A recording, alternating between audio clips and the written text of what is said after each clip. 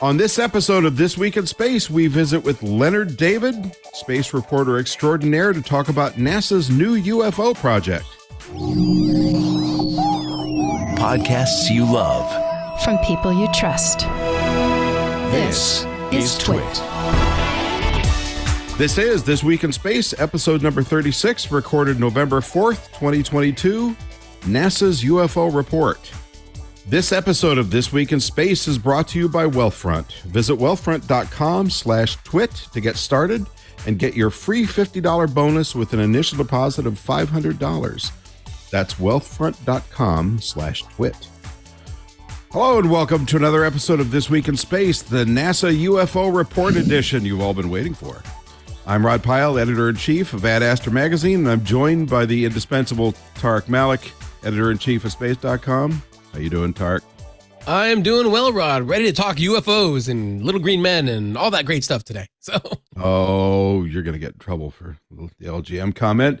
And we're here to talk to our old friend Leonard David, the Godfather of space reporters, about NASA's new UFO/UAP study. Hello, Leonard.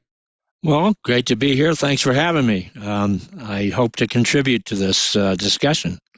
Oh, I have no doubt that you will. But before we embark on our journey to the UFO choked skies, a joke came in from Stephen Mullen of the Space Histers group on Facebook. We know them well, all 30,000 of them. And he says, "Hey, a friend of mine wanted to become a star. I told him to be serious." I love it.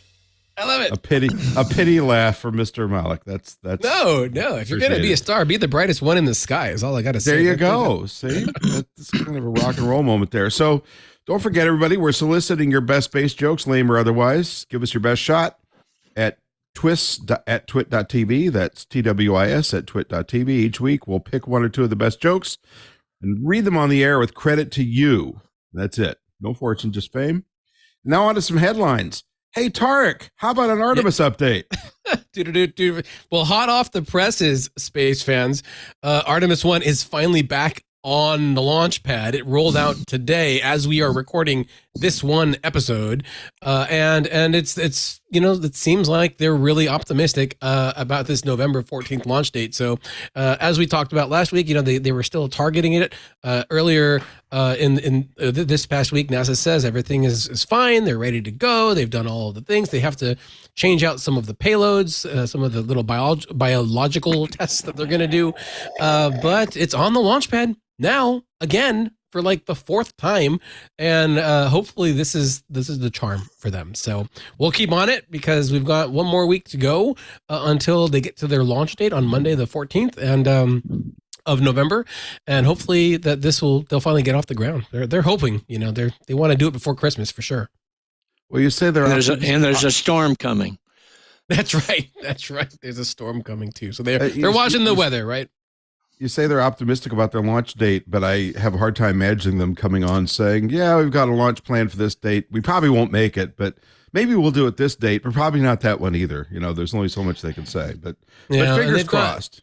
Fingers crossed, and as Leonard just said, they are watching the weather because we are still, we're not through hurricane season yet, so they got to keep track of all of that stuff, and that could easily force them off the pad if that happens, because it happened before. It could cause extra delays beyond that. So we'll see, but fingers crossed, because I think we would all like to move on with our lives and get to Artemis 2. So. Well, and speaking of moving along, I wonder if you can give us some insight on the Mars Insight mission, which has been staring down its fate for a number of months. That's right. Well, NASA's Mars Quake Monitor InSight on the Red Planet is facing its final days. NASA just announced this week that it only has a few weeks to live. It's basically been building up dust on its solar panels over the last year or so, and it's just not getting any cleaner, which means that their power levels have dipped to life-threatening levels. Now, NASA has stopped doing science for the most part with InSight because those power levels were low, but now they think that the systems themselves will just starve to death in terms of sunlight. So they kind of put the notice that the death watch is officially on, and by this time next month, we may not have this lander active. It'll just be a corpse on the red planet. So speaking of cleaning solar panels, one of the things that became apparent from the Mars exploration rovers in the mid 2000s was that there was concern about dust devils in the atmosphere, which are little cyclones hitting the rovers. And as it turns out, that's actually a good thing because the scouring action of the windborne dust actually scrapes the finer dust on the solar panels off. And so those are the cleaning events you're referring to, but I guess they haven't been occurring up near inside. And one of the things that they had done, I believe, during the Phoenix mission is they would scoop up dust and drop it on the arrays, and then the wind would blow everything else off too. So that was some of the stuff that they learned to extend the life of these landers now, and they got their money's worth. I would say, in fact, a report just came out recently about InSight and how they detected like a level 4 Mars quake that created the biggest impact crater they've seen. It kicked up a bunch of ice and water. They're really excited about that. So they're still going to be getting science out of everything that InSight has been able to do over the time. That's going to go on for a good long time. And that last thing you mentioned is a particularly exciting story because they measured that Mars quake and then were able to correlate that with observations from the Mars Reconnaissance Orbiter and spot that new hole. The crater. They found it. Chunk. Yeah, which is pretty cool because you don't see a lot of new craters on Mars, at least not that are demonstrably new. So that was yet another benefit from that mission, which is well past its expected lifetime. That's right. Beaver Blood Moon. What the heck is that? Well, mark your calendars, Skywatchers, for November 8th. There will be the last total lunar eclipse of the year. Actually, it's the second this year, but it's the last one for about 3 years, if my sources are correct. So we're only going to get partials next year, and so you're not going to want to miss it. The North America, parts of Europe, parts of Asia, they're all going to be able to see this blood moon lunar eclipse. And they call it the Beaver Blood Moon lunar eclipse because it's the beaver full moon. It's usually when hunters would go out in olden times to find beavers and trap them. It is also the first lunar eclipse, total lunar eclipse, blood moon on a U.S. election day. That's an interesting fact if you like elections and you like the moon. But it's going to be early in the morning, like really, really late overnight, early in the morning. So you're going to want to stay up late for that one or get up early. And finally, to recycle an old headline title, look out below again. The Chinese recently launched their final major module up to their space station, which is a good thing. The not so good thing is that the booster they used to do that, as before, came back uncontrolled. So we didn't know when or where it was going to re-enter, and worse yet, when or where it was going to impact the ground, right? Yeah, that's another one where we just, right off the presses that it did harmlessly fall into the ocean. And I say harmlessly just that it didn't hurt anybody, but they just launched this massive 23-ton rocket booster into space carrying the Mengtian space station module. And then they just left it up there and no one knew where, and China didn't share any details, the China's National Space Agency, about like what trajectory this booster was on. I mean, it was so large that telescopes on the Earth were able to see it from the ground, and so no one knew kind of where. They kind of estimated based on the separation of the vehicle where it might go over like a good 4 or 5 hour period. It fell Friday morning in the South Pacific. Luckily, most of our planet is ocean, so we got a break there, but it could have just as easily fallen over land somewhere and endangered people. The U.S. Space Command once again blasted China for not sharing any information. Actually, and NASA's chief, Bill Nelson, blasted China for not sharing the information on tracking for this so that we could, basically analyze where it's going to go and make preparations if it's going to hit any place habitable. But China has 4 more of these Long March 5B rockets that they want to launch over time. They haven't shown any interest in finding ways to intentionally deorbit them to jettison them safely. So we're going to have to deal with this for quite some time. So, and I should point out that Leonard, our guest, wrote about that space debris. That's where this story comes from on the podcast. And these are all space.com stories. So if you want more information, go to space.com. And if they're not on the front page, go ahead and look them up in the search function. Leonard, do you have any thoughts on this? I'm a little curious as to whether or not, I mean, given that there's a lot of international pushback, you'd think the Chinese would respond to that if it was easy to do. Is there some limitation from these systems to guiding them back in a pre-planned way, or are they just being obstinate? Well, both. Technically, probably the best people that in the last few days that really have done a great job, and they should be saluted for it. The Aerospace Corporation had a really impressive media kind of early warning about this object coming in, and their own discussion of it was pretty telling. And yeah, the legal beagle stuff is kind of suspect here. There's some other issues about the whole. I'm more, frankly, a little more concerned about the satellite debris that comes in, the chemistry involved with these, not only spacecraft, but these kind of rocket bodies. And people are becoming more and more aware of what these debris chemistry may be playing with in our upper atmosphere. So there's a lot of shoes to drop here. And the Chinese are not being, they're going to have to be held accountable. And I think the pressure is mounting. We'll see what it reveals. But okay. Who knows? Well, fingers crossed that they respond to this in a positive way, which I'm not very optimistic, but maybe so. All right. Well, we will be back to talk to the Dean of Space journalist, Leonard David, after this short message. So stay with us. This episode of This Week in Space is brought to you by Wealthfront. Wealthfront's goal is to make building long-term wealth easy, offering both high-yield savings and automated investing accounts that do just that, all within a beautifully designed interface. Is your bank keeping money that could be yours? If you're earning less than Wealthfront's 2.55% APY, they just might be. Here's why. Federal interest rates have been going up this year, which means banks have been earning more on your savings.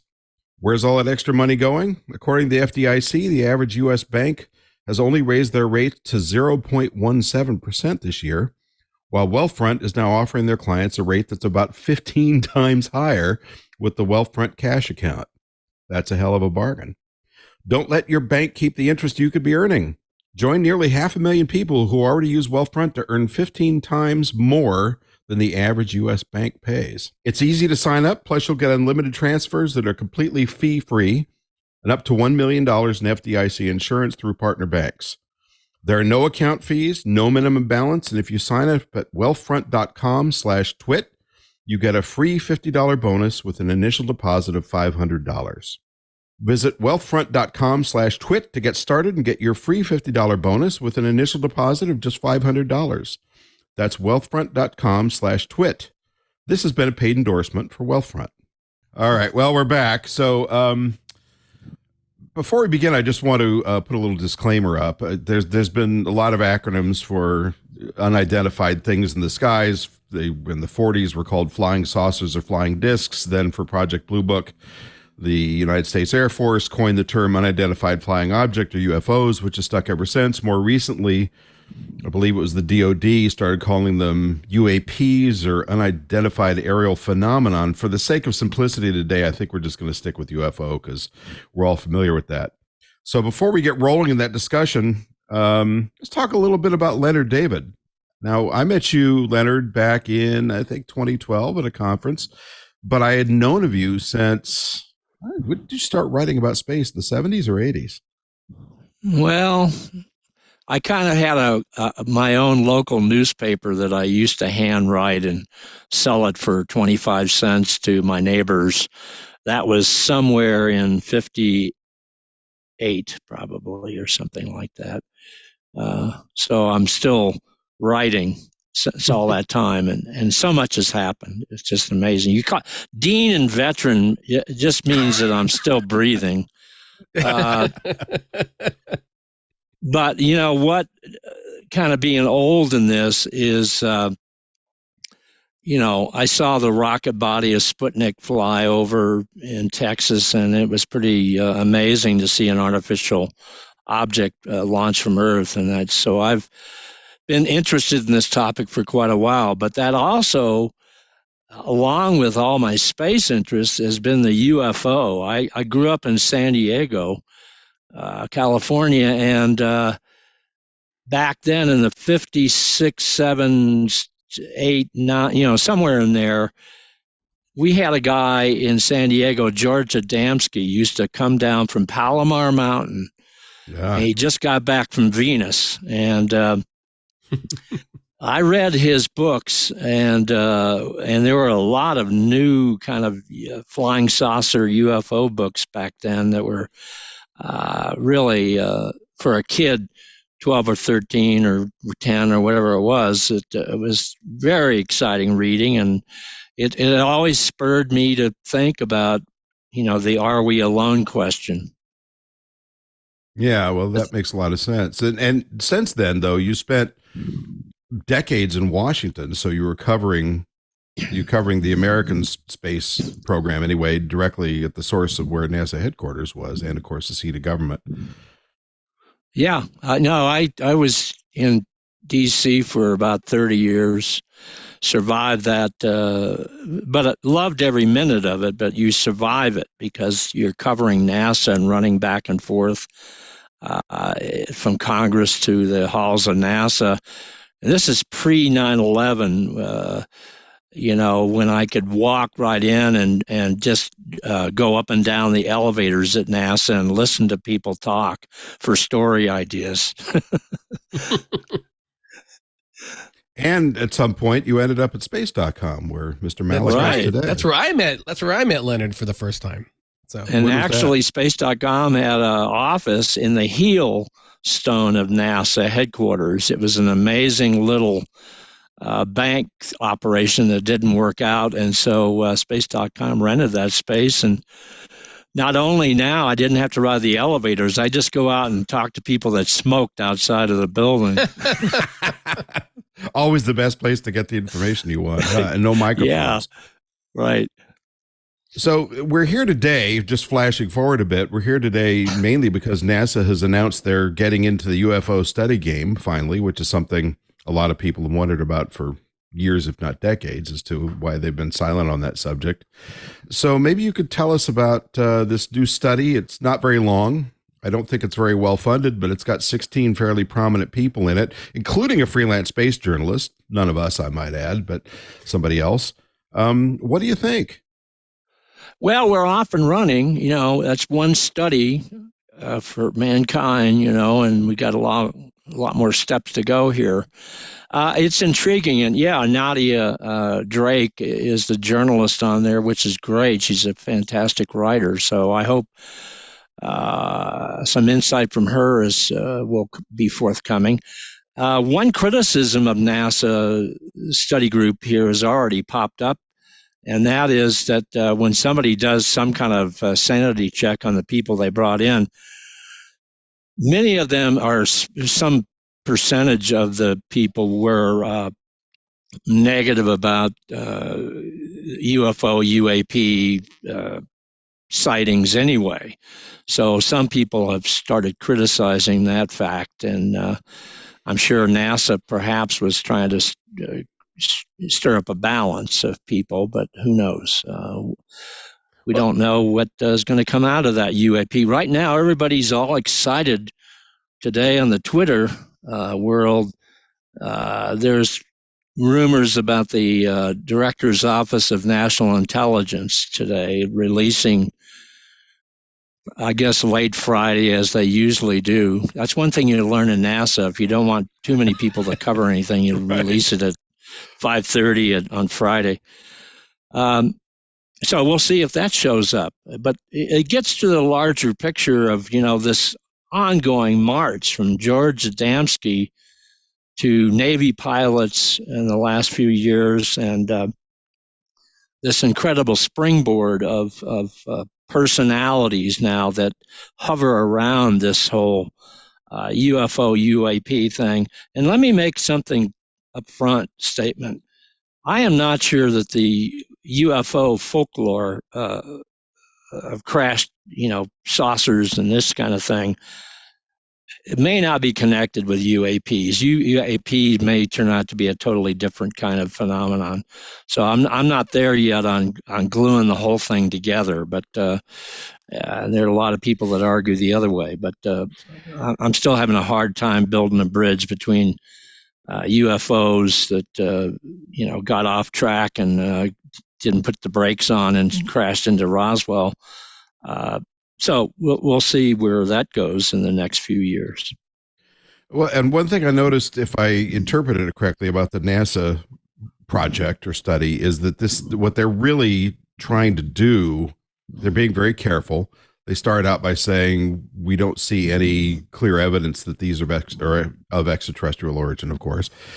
And they also seem to be clear that what they're doing is looking at the data that's available, that's declassified only, and trying to ascertain a better way to study and classify these things. So this isn't Project Blue Book. They're not, I don't think, planning to come out with the determination of what these things are or whether or not they're not of this world, but it's really more of a study, a study to learn how to better study, if that makes sense, and how to better gather data. Was that your take on it? I think that's pretty accurate there. I think they, from what I'm reading in some Twitter things and other places, it does sound like this study group can help shape a bunch of new questions that perhaps NASA would pursue in the future. So even if it's only, I think the study is $100,000 or something, and 10 months, and people are critical of that right off the bat because it sounds like it's too little money and it's too short of time to do a good job and not use classified data. So anyway, I'm sorry, I can't remember what the question was. No, you answered it. It was the limitations of their study. Yeah, so it sounds like you saw the same thing. Well, I kind of wanted to go back to why NASA's even doing this in the first place. And Leonard, I think you mentioned Navy pilots earlier. We're talking about UAPs versus UFOs, and I had never heard the term unidentified aerial phenomena until just a few years ago. And I know that the Pentagon recently released a report on their own assessments of sightings from Navy pilots or whatever. And can you kind of give us like a synopsis? Is NASA just like cashing in on a fad, or are they being forced to address a fad about UFO reports right now? Or is there like a true renewed interest in the agency and I guess the military on what these objects that people are reporting might actually be? Well, I think from the NASA side, clearly they want to bring in what they determine as scientific rigor. Instead of haphazard reporting that's perhaps haunting the whole UFO UAP phenomenon, they want to put some scientific rigor. And I'm a big fan of Avi Loeb up there at Harvard doing his Galileo project. That's another one that he's pretty hard over on what types of scientific data is really needed to even do anything of worth about what these objects may be the UAP phenomenon. I don't know. In the big picture, the more the merrier. I have either, and there's so many other little study groups underway by other groups that are non-government. So somewhere all this is going to converge, and one hopes we're not going to be more confused than ever. But clarity in this topic is clearly not visible at this, at least in my age. I'm so tired of waiting for full disclosure, and I'm full of that for decades. The other thing that's really interesting here, and Tariq, you can pipe in more on this. We are in a really seminal time frame where this "are we alone" thing is going to go to just how crowded is it out there. Mm-hmm. And that's a big difference. And James Webb Space Telescope is certainly pulling its weight, but there are other ground-based new telescopes coming online, and some super duper beyond JWST designs that are in the play. So, we're getting there, and from a scientific viewpoint, I mean, the universe is talking to us. We've just got to listen. Yeah, we should point out that Nadia Drake, you mentioned her earlier, a National Geographic writer and whatnot. She's the daughter of Frank Drake, who Right. penned the Drake equation about you. You didn't know this, Rod? I didn't know this. No, this. Yeah, the late Frank Drake. He did recently pass away, sadly, but ago, yeah. But so this is these are experts that have been in this field for the get-go. But I guess just to kind of recap, because this is how it looks like to me, Leonard, and I would love if you could weigh in on it. But like a few years ago, I guess it was like 2019 or whatnot, there was the New York Times report of like Navy pilots seeing things out that they couldn't explain, super fast objects. They released video and transcripts of what they saw, and it set the internet on fire. And then you get this big push. Hey, what are these things, the Navy? And so the Navy has to do a big report, and that's where that Pentagon report came out, because people wanted to know what that stuff was. But it didn't make the leap between there and then NASA saying, okay, yes, we're going to do this. That's the part where I'm having trouble, understanding if are they doing this now because the Pentagon did it, or the fact that Congress had hearings to make the Pentagon do the report. That's the part that I was really curious about how we kind of got there, because it just seems like it's an internet meme that took on a life of its own from like the outside, and that's the that seems like something that's aside from the question of are we alone, which is a very valid question, and one that hopefully we'll get the answer to one day, and soon, before we all turn into dust. Well, let's talk about that for a second before I forget about it. Yeah.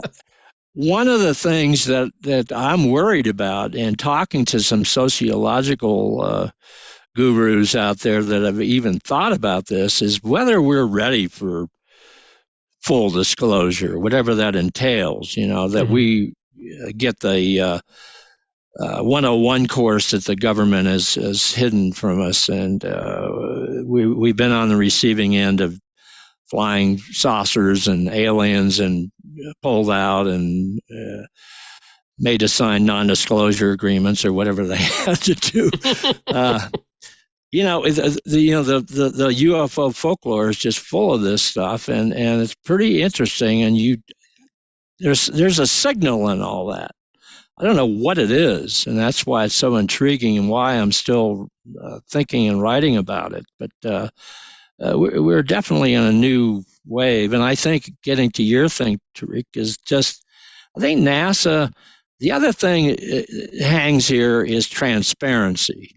In quotes, the government is hauling that out all the time, and the Biden administration, we want to have open season viewing of anything and everything that NASA does. So maybe that's a positive side on the NASA thing, and let's see how transparent my guess is that fanatics out there will not be happy with even anything that they're going to come up with. They'll say, well, where was the aha moment, in all this study? And if somehow they don't say that aliens are coming off the highway and byway and coming through all the time, I think there will be people that'll not like whatever NASA says, or anybody.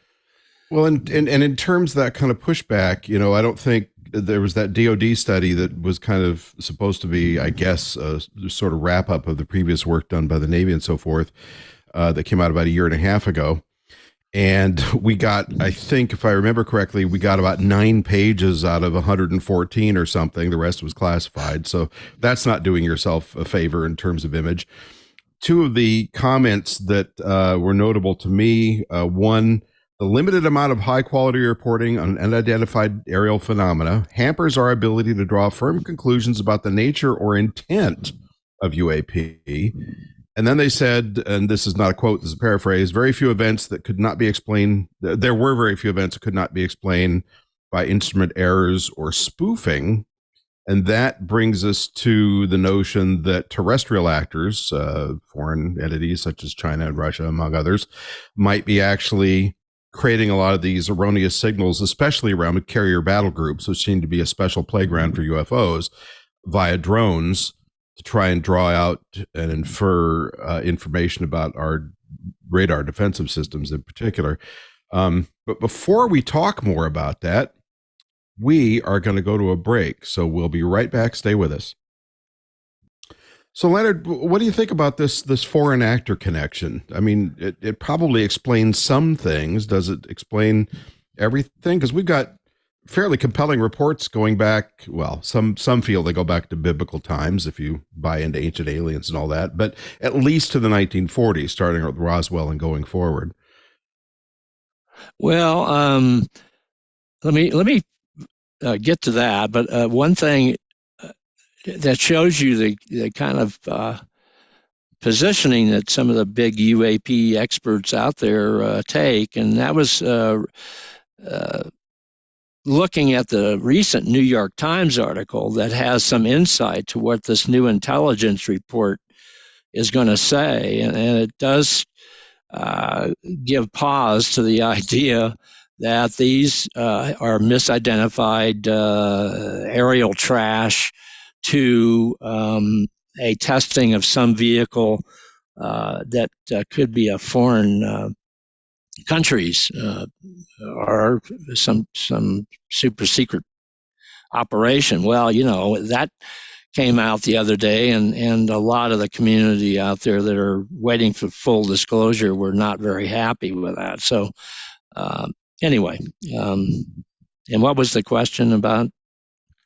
Well, I was just talking about that. The idea that some of these may be anything from foreign aircraft to drones, specifically, that maybe deliberately, if they do spoofing on their end, which can make a couple of drones look like a whole bunch of drones and possibly make them look like they're moving along different vectors than they really are, and so forth.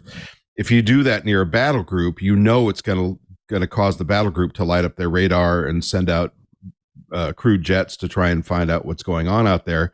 And if you're a foreign actor, you're doing that deliberately with drones, that gives you a lot of information about how we conduct our radar sweeps and our tactics.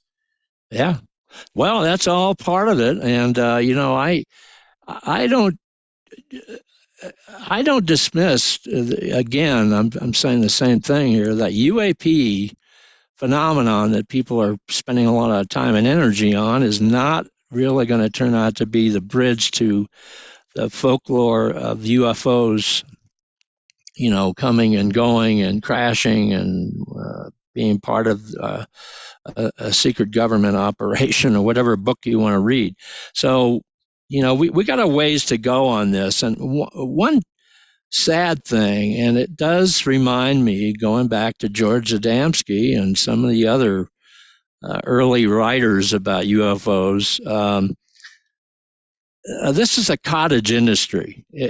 People make money off of this phenomenon, and there are shysters involved in this in many ways, and we have a whole new personality of people now that are attached to this phenomenon, and some of them are quirky, and some of them are very honest and sincere.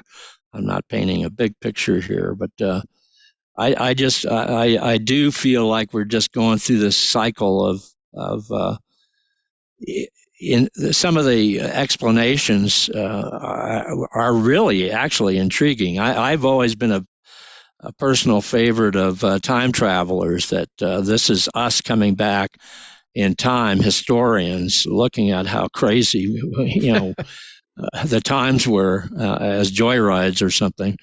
But people have written about that, and I'm not even sure J. Allen Hynek didn't even mention time travel as one thing that he was interested in pursuing as a reason for what these objects might be. Yeah, well, let's go back there, because you just mentioned, this isn't like a new discussion that we're having today about, oh, are UFOs real? What are they? I mean, it goes back to those first reports, right? Before World War II or whatever. What's that timeline for UFO reporting just in general? Like, what started that folklore that you're talking about? You know, we've talked about Roswell a bit. Was that the one thing, or were there reports before that? What, how do you stitch together that timeline, Leonard?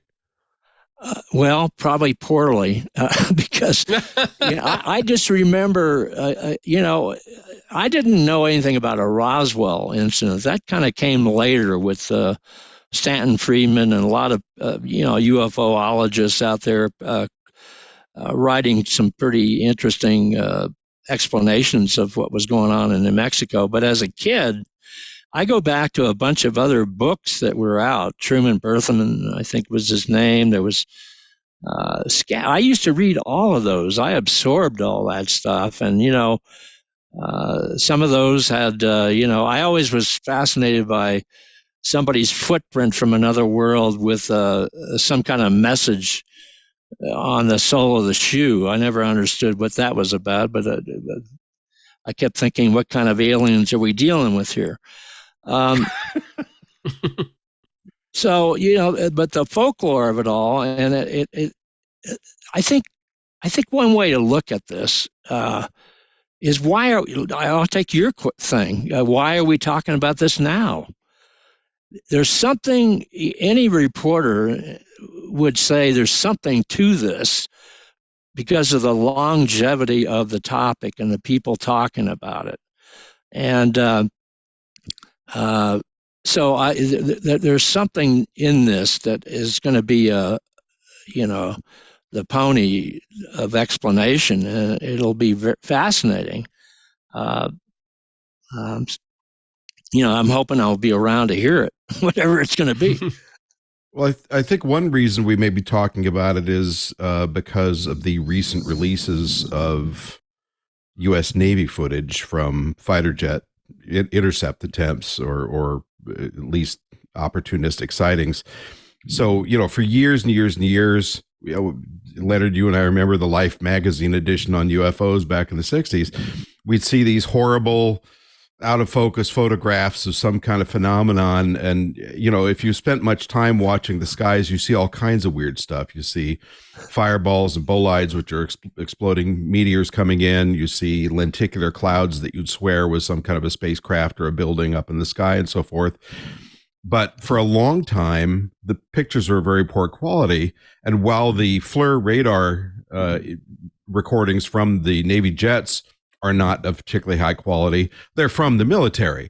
And you can see very clearly there's some object there being tracked. There's some question, at least in terms of their movements and velocities relative to the plane, there's some question of how accurate what you're seeing is being measured, because you've got parallax issues and low resolution of FLIR and all that kind of thing. So I think part of what NASA is going to be looking at, I hope, is, how relevant are those sightings, quote unquote, and what are the potential explanations for why they made it? Because I've seen some pretty compelling write-ups of, why those might not be quite as amazing as they look. And of course, you hear the pilots going, "Look at that thing! Oh my God, it's moving at Mach 340," and that kind of thing. But so that's part of it. And I think also part of it is, there have been a number of hoax sightings over the years that were worked up by individuals who, I guess, just enjoyed perpetrating hoaxes. I might have done that once or twice myself as a young man. What do you think? Ooh. Well, I actually wrote about this. I don't know, I think it was for space.com. It was like, should we hold people legally responsible in some manner if they fake a UAP or UFO sighting? Is there any legal recourse that you could have if they're proven to be false and they were personal? They were certainly not a real phenomenon in the midst of all these scientific studies now and not only studies but actual deployment of instruments. That's the other shoe to drop. I mean, the Galileo project with Avi Loeb, he's got portable equipment. There are several other groups now that have equipment in places that are supposed UAP flyovers. So maybe we'll get new scientific data out of that. That's a very important step. I wanna hear, Rod, what your UFO hoax was. What was this? Part of my misspent youth, I worked on television commercials for a few years, and I used to run a studio that was actually 5 companies that made TV spots. And we ended up, after one particularly expensive commercial, I don't even remember the client, but we had this large tank of helium at the end of the day. So a few of us got together and we're looking at it, and I thought, there's got to be something I know. And predicating this, I had worked up at Griffith Observatory for almost a decade in my teen through my early 20s. And of course, we got calls constantly from people. I seen a UFO, and we go outside and there's Venus on the horizon. We go, well, it's probably Venus, but who knows? So we took this tank of helium and a bunch of big Glad garbage bags and created a very large dark balloon out of these multi-celled bags, then cut a disc of foam core cardboard about 6 feet across, and made kind of a pyramid-shaped baffle on the bottom of it with different colored sheets of lighting gel, because we had all this stuff sitting around, right? I didn't pay for it.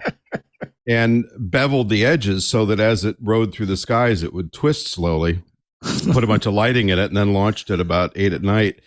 And, I figured it would go up a little bit and come down. We did put a tether on it. Well, the tether broke, and this thing went drifting down Ventura Boulevard in the San Fernando Valley, which is the busiest residential street you have there, or business boulevard. And so I saw, stared at the, we started sweating and worrying about it. And I'm thinking, well, what's the worst that can happen? It's cardboard, it's going to drift into a tree or something. But I did call Griffith Observatory later on and say, did you guys get any reports of UFOs tonight? They said, oh, man, out in the valley, something's going on. Our phone lines lit up. And I said, okay, thank you. They said, who is this? I said, nobody, and hung up. So, guilty as charged. Hopefully there won't be any legal repercussions. We didn't hurt anybody. I did check for a couple of days. But it did bring a particular clarity to me that, unscrupulous individuals can do these kinds of things and create a flurry of small reports. Nothing major in this case. I mean, this doesn't compare to when you go back to the 60s, the famous Barney and Betty Hill story of abduction, where they were interviewed under medical hypnosis and had these very closely matching stories about being abducted and scanned and probed. And I believe this was the start of all they stuck things in our bodies and all that kind of stories that were coming out. I mean, do these hold water? If not, how do you get these matching stories from separate people? I mean, if you hear it today, you figure, well, they read a Whitley Strieber book. There's another famous guy who claimed he was abducted. Communion. There have been explanations.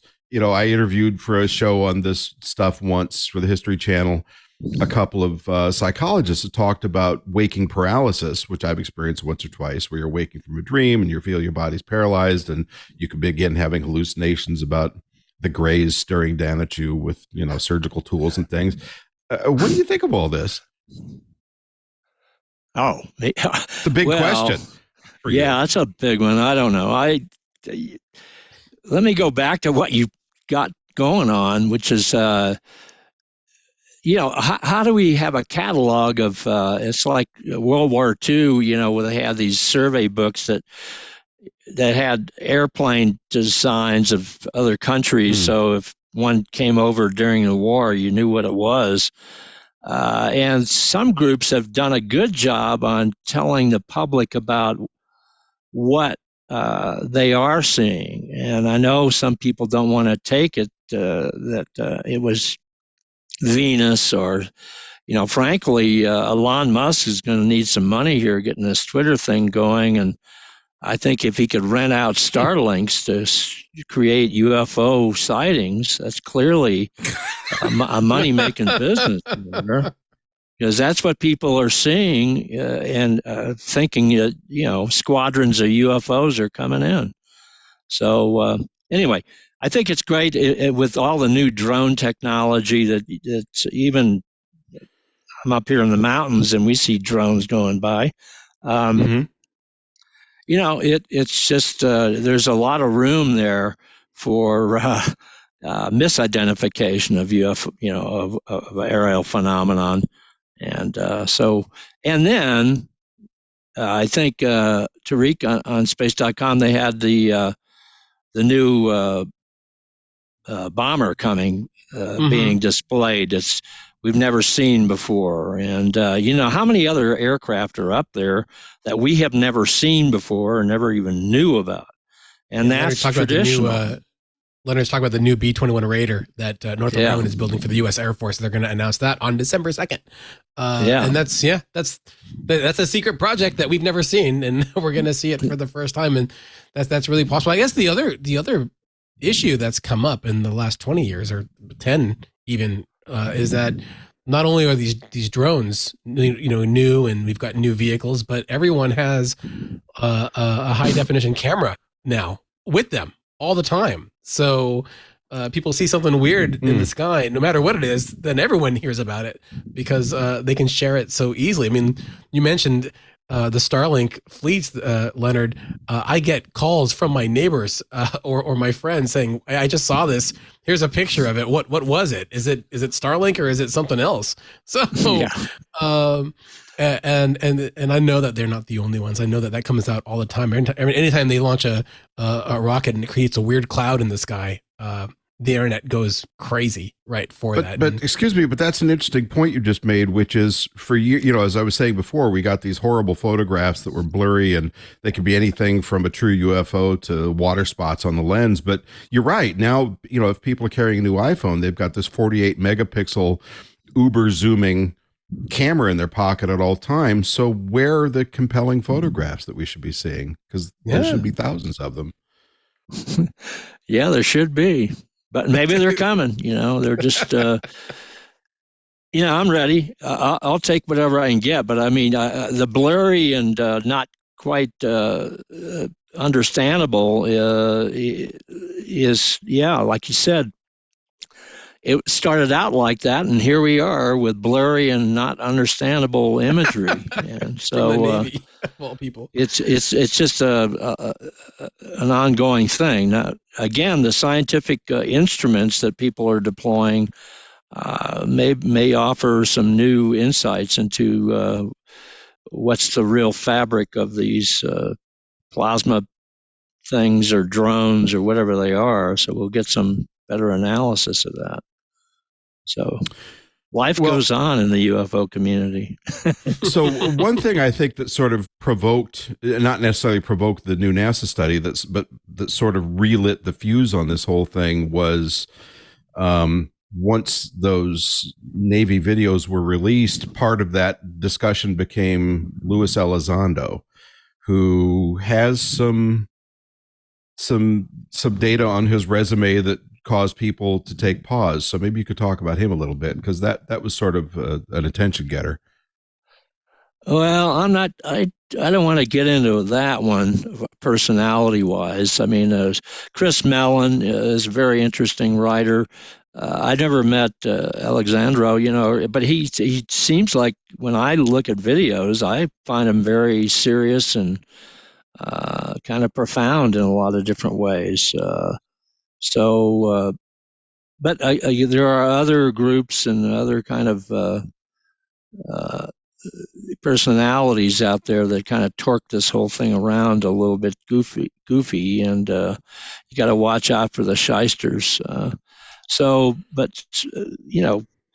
Again, the whole new personality of people surrounding this phenomenon has changed, and Lou and Chris Mellon, I kind of keep an eye on what they're saying almost on a day-by-day basis. Well, I should mention more about Elizondo. So he ran, I think Tariq was the DOD or the Navy's program from 2010 to 2017. And he said once he quit, and I think he did claim part of the reason he quit is he wanted to be able to be more open about this conversation. He said, and I'm quoting, if classified parts of the study were released, it would be somber and people would turn to religion as a result, whatever that means. Was he DOD? Was that the Pentagon? Yeah, it was a Pentagon report. Right. Yeah. So I mean, that's that's gets your attention right there. This isn't some whack job. This is the guy that came out of government and said, okay, I've got to speak. Now, one would assume if you've been in a program like that, when you leave the program, you're told, okay, you can't talk about this. And I don't think he revealed anything that was classified, but he certainly pivoted the conversation, which prior to that, we were seeing these videos, but I think between him and the fact that the military and DOD complex finally said, okay, you already seen this stuff. Yes, they're ours. And no, we don't know what they are. Kind of restarted the conversation. Is that your impression, Leonard? Well, I think, I'm not going to go much further on some of the details of what some of the groups really are reporting. When you try to put together all the Twitter comments and purge the blogs and go through the Facebooks, and I think something's coming, and I don't know. I do worry about full disclosure and what that means to the public psyche. This is a planet with about what do we got? 8 billion people floating around here, and tectonic plates has separated us into different kind of cultures and mores and laws, and we can't get along down here. 8 billion. I feel like I'm going through the Cuban Missile Crisis now with Putin and strategic weapons, nuclear capability. There is a worry I have, and I reached out to several people that look into the sociological fabric of attitudes of the public, and I'm a little concerned that we're not ready. We're not there. It's one of those kind of not a positive looking thing, but on the other hand, I certainly want to know what the end goal is for studying UFOs and UAPs. What do we got? What is it? Well, this NASA study is supposed to go to mid 2023 if it plays out there. And Leonard, what do you think would be like the best case scenario is for what they're gonna report? Because NASA had a press conference when they announced that they were going to do this. Now they've got 16 people. Actually, one of them is an astronaut, Scott Kelly, and then of course other folks on the science and policy side. What's the best case scenario for what they're going to report, and what do you think is the worst case scenario where they just say, all right, we're not going to report anything? This is mid 2023. That's like next summer, maybe that they might kind of come back to the public and say, all right, this is what we found, and whatnot. So, I mean, are there, I guess what would that scale look like, in terms of, what's the best that they could come up with, and what's the worst that they can come up with? Yeah. Well, obviously for everybody who's waiting, it would be say, we've been on the other end of a highway here, and time travelers may be part of it, or, you can come up with a scenario like that and have a good thing. My guess is that NASA will, one of the things with NASA that I kind of love is that NASA has to tell us what you don't know. We're always on the end of everything NASA finds, and we see discoveries, and we see the rover capabilities doing what they said they could do. And so that's great. But I think what the public would like to hear is that not everything is known. And so tell us, NASA, what you don't understand.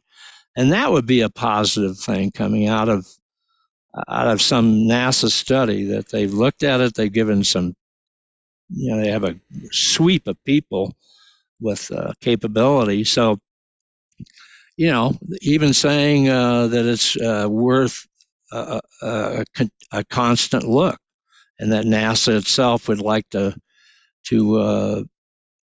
be on the spearhead of that new office or a new project or something. So that would be a positive thing from the NASA side. Well, I think what we should not expect is for NASA to come out and say, yeah, we think they're probably time travelers in the future. I've read Yeah. some of that science fiction too, and it's interesting. And I also, you have to wonder, I mean, interstellar distances are so vast. The idea that, and this is assuming that traditional, classical physics sort of hold sway in space, or at least what we know about it today. If you don't have some incredible facility to be able to warp or teleport yourself these distances, the idea that a bunch of greens or grays are going to climb into a metal can and fly from wherever they are, which is not the moon or Mars, to Earth, because we have big metal ships that can float on the sea but can't even fly or fire laser beams, for God's sake, at least not that we know of, and to continue to come down and harass and observe our military forces, and with all that technology be that easy to spot, puzzles me. And I just personally, this is completely subjective on my part, I just don't see that we'd be that interesting. If we are that interesting, that says to me that life is indeed, at least intelligent life, is very rare in the galaxy or universe. But I always felt like it was more likely that some alien being would step out of my closet, having gotten there through a transdimensional warp from a multiverse or something, than the idea that they're going to come swooping out of the sky and tip some cows in Iowa and then come and abduct me and probe my insides from the wrong end. So it's a head scratcher to me, and we certainly shouldn't expect that. But in a perfect future, how would you see this all playing out? How's that for a big question? Jesus. I don't know. Yeah. I would just like to rebut one point. I personally believe that I am that interesting, Rod, but maybe I'm just a standout. Are you that interesting below the waist? That's my question. Whoa. Moving along. Leonard, you were asking Leonard a question. Yes, I was. I don't know. I'm always reminded of a report written up by one of the groups. It said a woman called at 6:30 and said a UFO landed in her swimming pool, and the interrogator was sent there and asked her, well, how do you know it was a UFO? Well, it had, she said, UFO written right on it. Sorry, that was a loud laugh. Oh my God. Did that go any further, or was that the end of the conversation? That, I don't remember how we got off on that. I'm sorry, but anyway, go ahead. Well, I recap whatever the question was. Well, the question was, in a perfect future, how do you see this wrapping up? I mean, let's say NASA does their study and the study results in better ways to gather, collate, and study the data. Yeah. Then I guess the next step is maybe NASA or another independent group doing a larger study of all the data they can get their hands on. And instead of having a study that results in better ways to study, then maybe we get that final big, hopefully international effort to say, okay, let's look at all this and try and come up with some real conclusions that we can relate to the world publicly. Does that make sense? Yeah, that would be great. I think that is the other shoe to drop, is internationally what is going on in reporting. And there are people that are really looking into the international side of it all. So it'd be a great global cooperation. Now, people keep talking about the UN, again, trying to stir up some kind of involvement in the UFO or UAP phenomenon. And that may be one thing that will pop up in the near term. We'll see. But again, this is just an amazing time.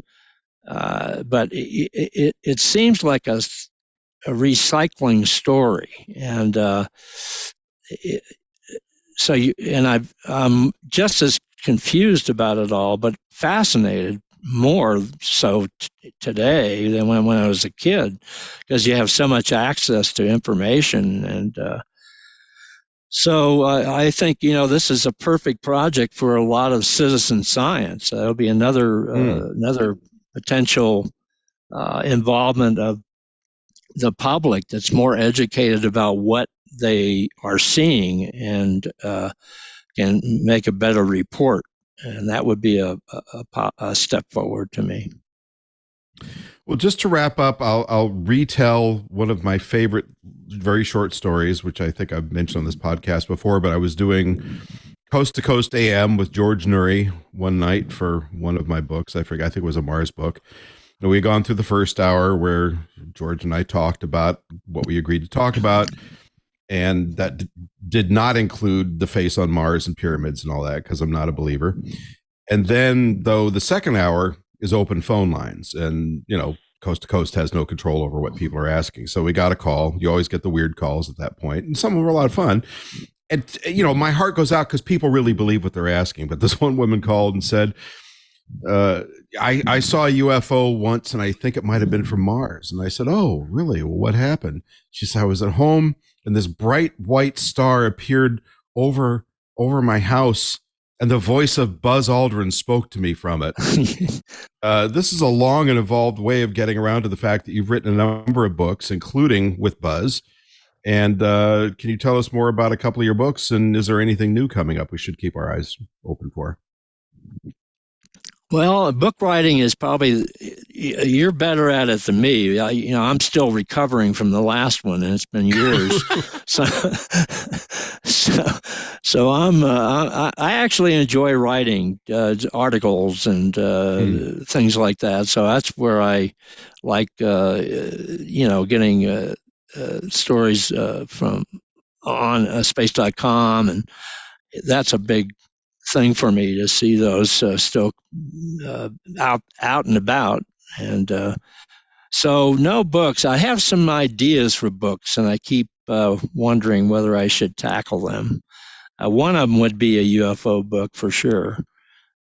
Trying to encapsulate, but there are so many really good books that are coming, and some out now that are just terrific and bringing you right up to date. But this is an evolving story that goes by day, and at 5:30 today, maybe if the intelligence office kicks out the new study, we'll have another go at the UAP.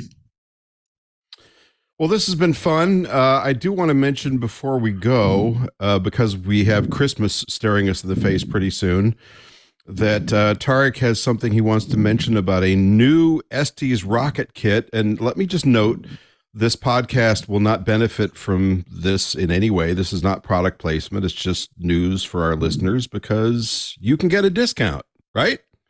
Oh, yeah. No, I was just going to mention it in my sign off, but people can find me testing out Estes just announced today that they've got a brand new SpaceX Falcon 9 rocket that people can launch.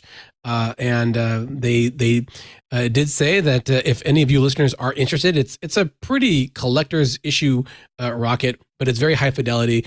If you want your own personal Falcon 9, they retail for $150. You can get a 10% discount though on that if you, as a listener, use the code INCollectSpace at checkout, and that's IN-collect space. Together, that's in partnership with Space.com's partner CollectSpace and Robert Perlman at that website there. So we'll make sure that there's a note in the show notes too, and hopefully it'll work, and maybe I can get it to land too. That'd be pretty exciting. Yeah, well, but it is a model representation of the Falcon 9. So don't be expecting a 90-foot tall rocket in your backyard. It's a little dinky thing. And again, this was not a product placement. This is just a piece of news. We will not benefit from that. We just wanted to pass it along out of the kindness in our hearts. Leonard, thanks for making time for us today, and thanks to everyone for joining us. Where can people keep track of what Leonard David's up to? You've got your fantastic blog. What's the URL? Oh, just go to leonarddavid.com. All one thing. All one word? Yeah. Yeah. Yeah. And that's inside the blog? Inside outer space, I call it. And have fun with that. It's a lot of fun. Well, and I love going there because there's a lot of very up to the minute stuff, and you put a lot of things there before I see them on space.com. So I feel like I just started this little column. Kind of wait a minute, I think I'm going to do more of those. I got to get my opinions out more. I've listened to too many people. I agree. Tariq, where can we track you down? Well, as always, you can find me on the Twitter at Tariq J. Malik. That's until, I guess, Elon Musk processes all of us out. At least today, yeah. And at space.com too. This weekend, I'll be watching Northrop Grumman launch an Antares rocket to the International Space Station.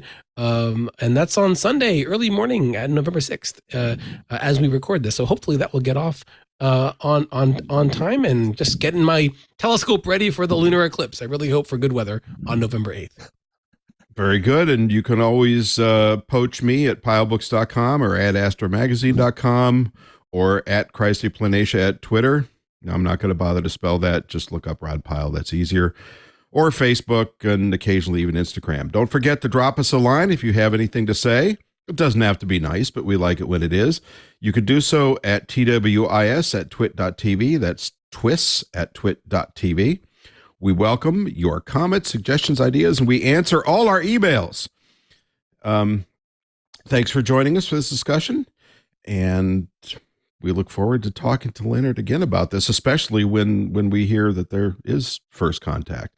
Don't forget, new episodes of this podcast published every Friday on your favorite podcatcher, so make sure to subscribe, tell your friends, tell the world, and give us good reviews. Thumbs up, 5 stars, whatever you got.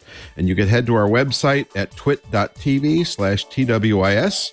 You can also follow the Twit Tech Podcast Network at Twit on Twitter so far, and Facebook, and twit.tv on Instagram. Do it all. Thanks, and we'll see you next week. Listeners of this program get an ad-free version if they're members of Club Twit. $7 a month gives you ad-free versions of all of our shows, plus membership in the Club Twit Discord, a great clubhouse for Twit listeners. And finally, the Twit Plus feed with shows like Stacy's Book Club, The Untitled Linux Show, The Giz Fizz, and more. Go to twit.tv/clubtwit. And thanks for your support.